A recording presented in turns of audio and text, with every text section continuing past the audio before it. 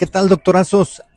Tengo varios doctores comentándome qué pueden hacer con la competencia desleal. O sea, esto es personas que anuncian publicidad engañosa con productos más baratos, o bien que no dan el servicio completo, o bien que como no tienen un consultorio, no están regulados, etcétera, etcétera, pues obviamente pueden dar precios más bajos porque no pagan renta, no pagan permisos, etcétera. Les voy a poner ejemplos.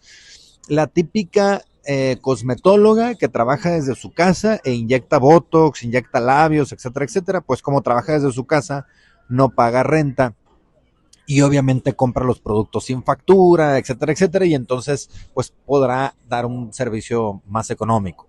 O bien, el compañero médico que a lo mejor pone un tratamiento reductivo de enzimas y cuando uno vende un paquete de enzimas, generalmente son tres, lipasa, colagenasa y hialuronidasa, y entonces tú lo podrás dar a lo mejor en 3,800, 4,000 pesos, cuando muy barato por el costo de los productos, pero sale alguien diciendo que da el servicio de enzimas reductivas y realmente nada más pone una sola enzima, o sea, la que es reductiva, la lipasa, no pone colagenasa y no pone hialuronidasa. Entonces, obviamente esto es un cierto hack, cierto engaño, cierto, o sea, lo hacen con todo el dolo para confundir al cliente. Y obviamente tenemos muchos pacientes que nada más están preguntando, oye, y el precio, y el precio, y el precio de lo reductivo, el precio de lo reductivo, y no saben ni qué se está inyectando, y obviamente se dejan llevar por el precio.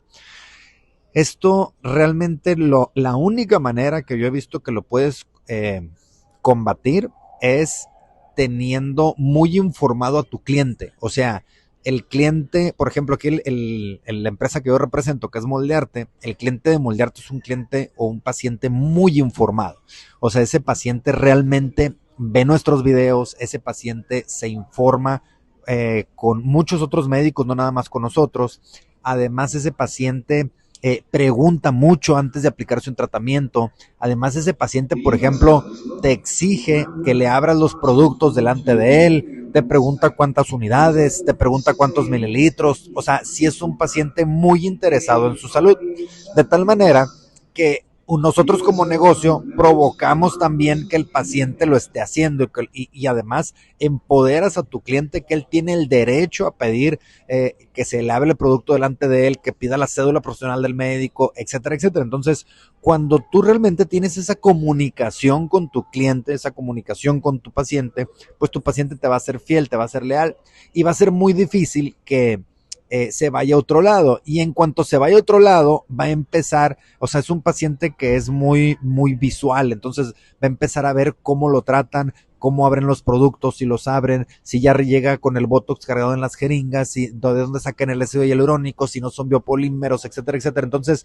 este cliente se vuelve un cliente un tanto cuanto quisquilloso desde el punto de vista positivo. O sea, no es ese paciente quisquilloso que nada más está quejándose por todo sin tener razón. O sea, es un paciente quisquilloso que si está pagando, pues quiere realmente saber qué se le está inyectando en su rostro o en su cuerpo.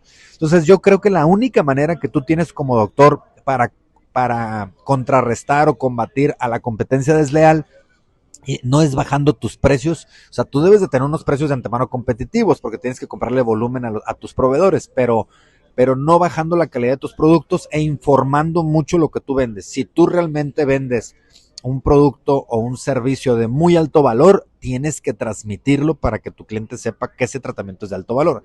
También veo médicos con consultorios muy modestos, sin aparatología, que apenas están iniciando el mundo de la medicina estética y también quieren cobrar precios muy altos. O sea, eso tampoco no es compatible, ¿no? O sea, el paciente no es tonto. Si ve un médico muy joven que apenas va iniciando, que tiene poca experiencia y quiere cobrar muy alto, pues, o sea, el paciente de hoy en día es un paciente muy inteligente y muy informado. Entonces, pues también seamos congruentes nosotros como médicos. Pero les reitero, el tema principal, cómo combatir la competencia desleal, es bien sencillo. Informa, informa, informa a tu cliente y mantén un cliente muy educado, porque ese cliente educado va a ser un cliente exigente.